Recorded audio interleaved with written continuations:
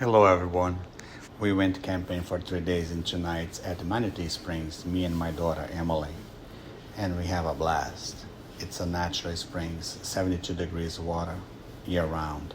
Here I'm doing a muffin for the afternoon, and it's nice and easy, and I'm gonna use my oven, my camping oven for Coleman's.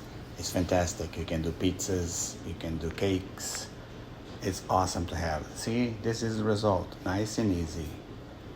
You have to have that for a camping.